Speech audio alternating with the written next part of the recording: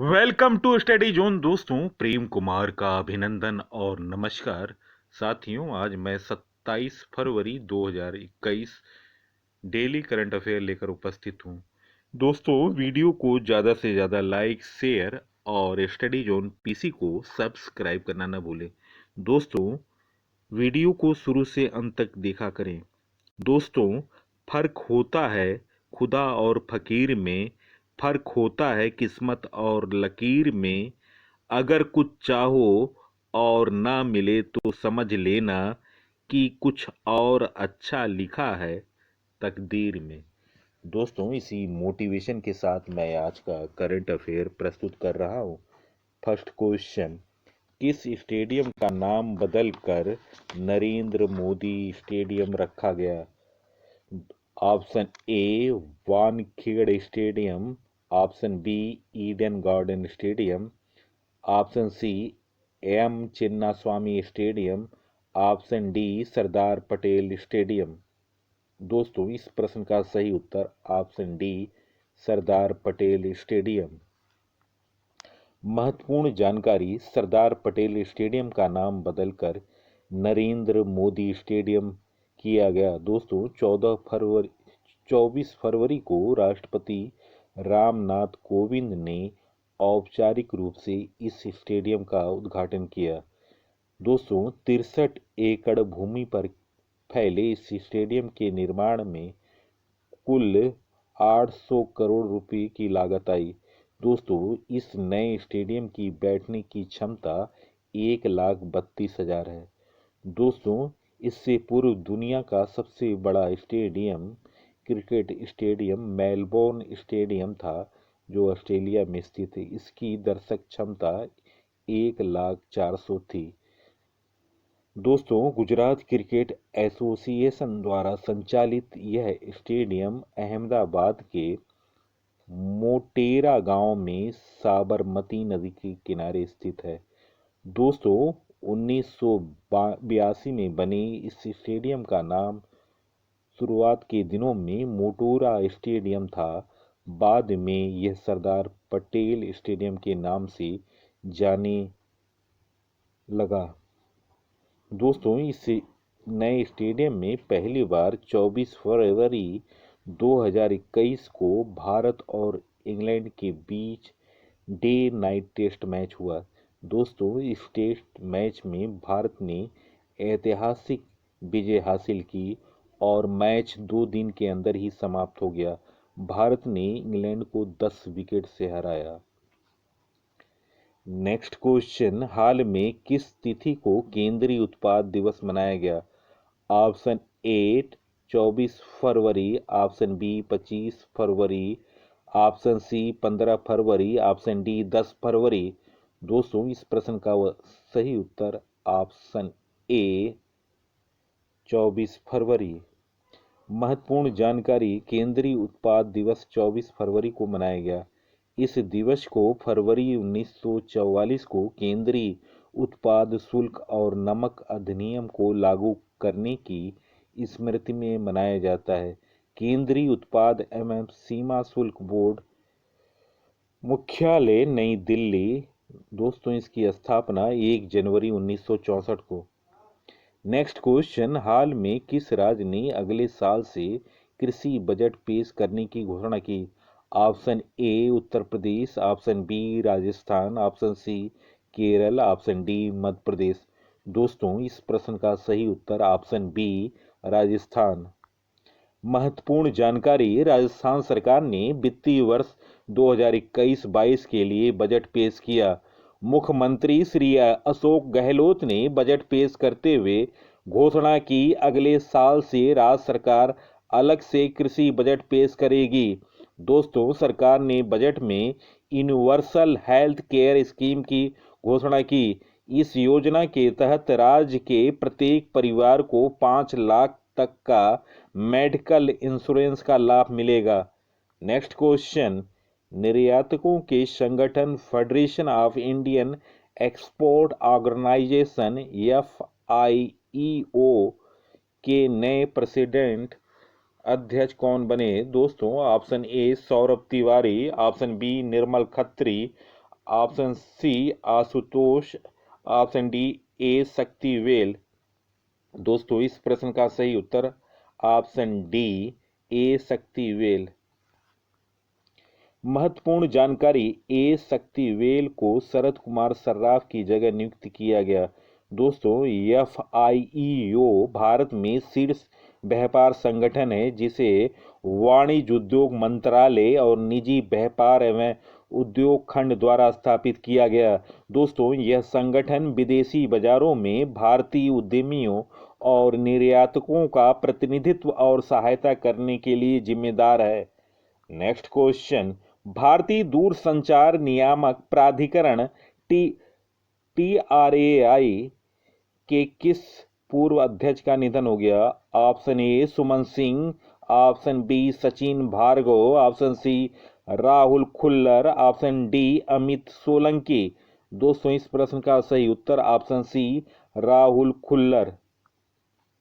महत्वपूर्ण जानकारी, भारतीय दूरसंचार नियामक प्राधिकरण ट्राई के पूर्व अध्यक्ष राहुल खुल्लर का निधन हो गया। उन्हें मई 2012 में ट्राई के अध्यक्ष के रूप में नियुक्त किया गया था। उन्होंने 3 साल तक ट्राई की सेवा की। ट्राई अध्यक्ष के रूप में नियुक्त होने से पहले वे वाणिज्य और व्यापार मंत्रालय में सचिव थे। नेक्स्ट क्वेश्चन, भारत और मॉरिशस के बीच कितने मिलियन डॉलर के रक्षा समझौते पर हस्ताक्षर किए गए? दोस्तों option A 500 million dollar, option B 100 million dollar, option C 400 million dollar, option D 300 million dollar. दोस्तों इस प्रश्न का सही उत्तर ऑप्शन बी 100 मिलियन डॉलर। महत्वपूर्ण जानकारी, फरवरी 2021 में भारतीय विदेश मंत्री एस जयशंकर 2 प्रमुख हिंद महासागर क्षेत्र के देशों मालदीव और मॉरिशस की आधिकारिक यात्रा पर थे। इसी यात्रा के दौरान भारत ने मॉरिशस के साथ एक मुक्त व्यापार समझौता FTA या व्यापक आर्थिक सहयोग साझेदारी समझौता CECPA पर हस्ताक्षर किया। दोस्तों मॉरिशस के प्रधानमंत्री हैं प्रविंद जगन्नाथ मुद्रा, मॉरिशस राजधानी पोर्ट लुइस। नेक्स्ट क्वेश्चन, केंद्र और किस राज्य सरकार ने शिक्षा गुणवत्ता में सुधार हेतु 6,80 लाख डॉलर के समझौते पर विश्व बैंक के साथ हस्ताक्षर किए? Option A Andhra Pradesh, option B Assam, option C Nagaland, option D Paschim Bengal. दोस्तों इस प्रश्न का सही उत्तर option C Nagaland.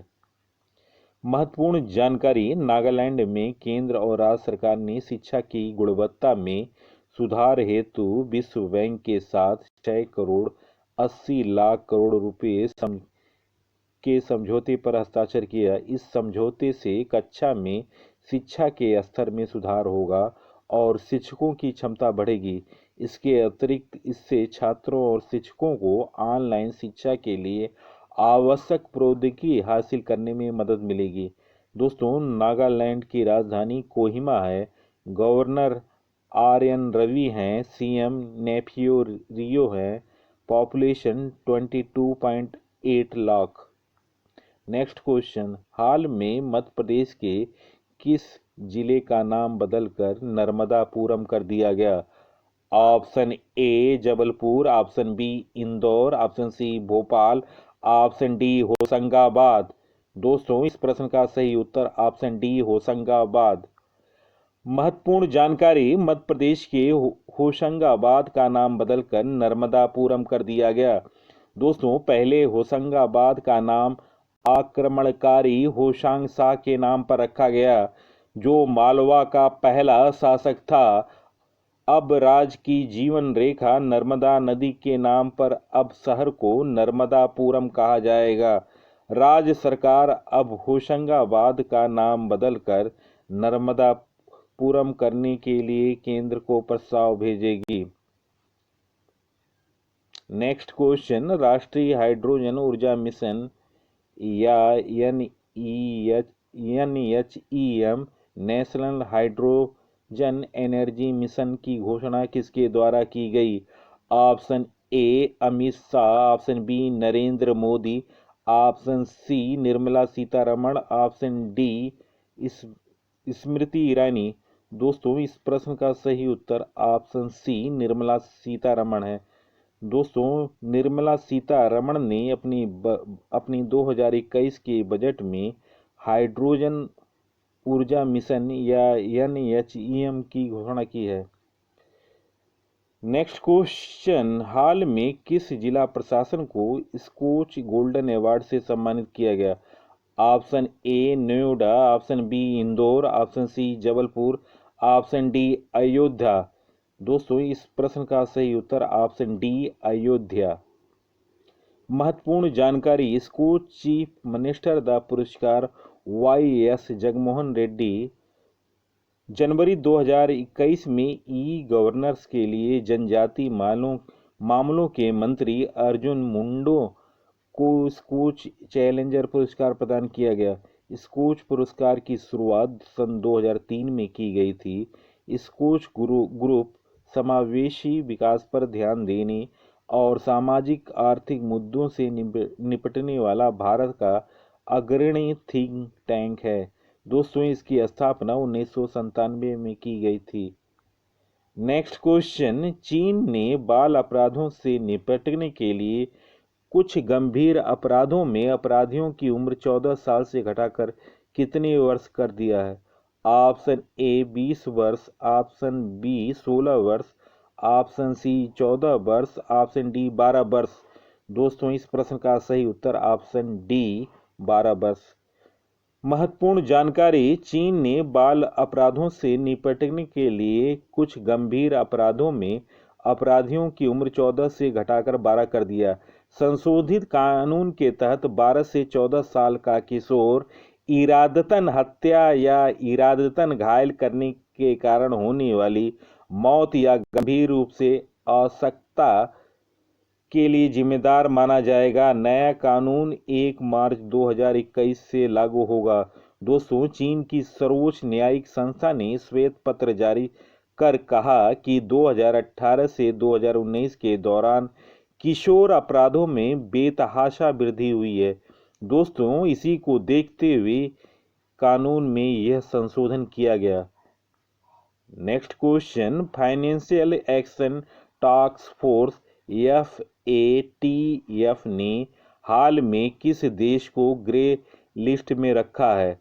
Option A चीन, option B Pakistan, option C America, option D रूस।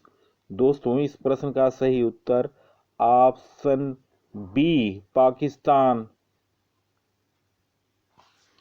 दोस्तों आतंकवादियों को पाल कर दुनिया भर में एक्सपोर्ट करने वाले पाकिस्तान को financial action task force FATF ने एक बार फिर ग्रे लिस्ट में रखा।